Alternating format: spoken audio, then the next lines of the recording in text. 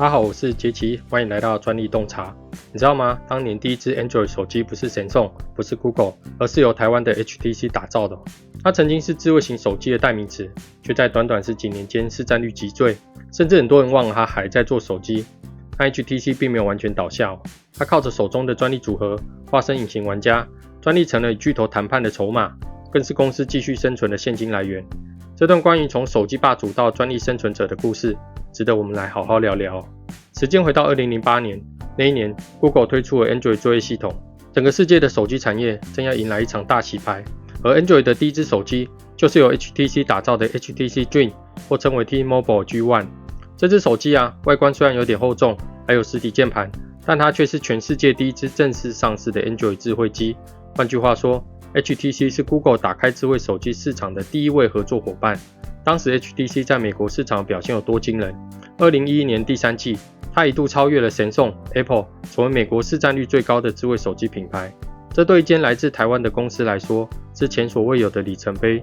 所以别忘了，在 iPhone 成为主流之前， HTC 是世界舞台上真正的先驱之一。成功不只是因为硬体做得好，更因为 HTC 在背后累积了一大批关键专利。还记得 HTC 的 Sense 界面吗？当年 Android 还很阳春， HTC 就在系统上加入了许多直觉化的操作，像是天气小工具、解锁特效、桌面互动系统。这些功能看起来只是漂亮，但其实很多都是有专利保护的。HTC 在 Android 智慧机爆发初期，大量申请了触控、UI/UX 操作界面的专利，这些技术后来成为它面对诉讼的防御墙，甚至也成为未来和大公司谈判的重要筹码。可以说，当年 HTC 除了卖手机，还悄悄地打造了一个专利金库。不过，专利并不是防御，有时候也是战场。2010年 ，Apple 对 HTC 提出诉讼，指控 HTC 的 Android 手机侵害了多项 iPhone 的专利，其中包括触控、UI， 甚至滑动解锁等设计。这场官司打得非常激烈。2011年，美国国际贸易委员会 ITC 裁定 HTC 的部分机型侵害 Apple 一件专利，甚至一度禁止进口。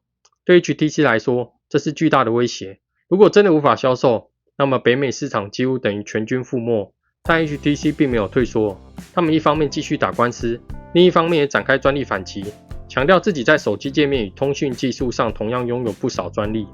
最终，2012年11月，双方达成和解， HTC 与 Apple 签署了一份为期10年的交互授权协议。这份协议的意义重大第一， Apple 承认 HTC 的专利组合有价值，否则不会同意交互授权。第二， HTC 避免了长期诉讼消耗，确保手机能继续销售。第三，这也证明了专利不只是防御，更是谈判筹码。可以说，这一役虽然 HTC 在市场上逐渐落后，但专利组合却让它站稳了脚步。随着时间进入2010年代中期， HTC 的手机业务逐渐下滑，不管是来自Samsung的猛烈攻势，还是 iPhone 的持续领先，都让 HTC 难以招架。2017年 HTC 做出了一个关键决定，它和 Google 达成交易， Google 以11亿美元收购 HTC 的部分研发团队，并取得智慧型手机相关专利的非独家授权。这对 HTC 来说，就像是把专利当成了现金流来源。而这还不是唯一一次。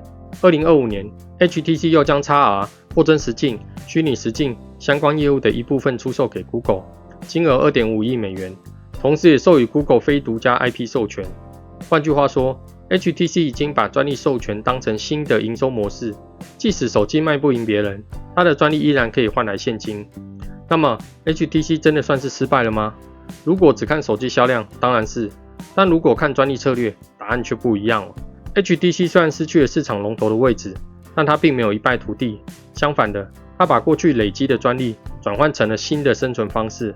当年和 Apple 的交互授权保住了销售市场，后来和 Google 的交易带来了大笔现金流。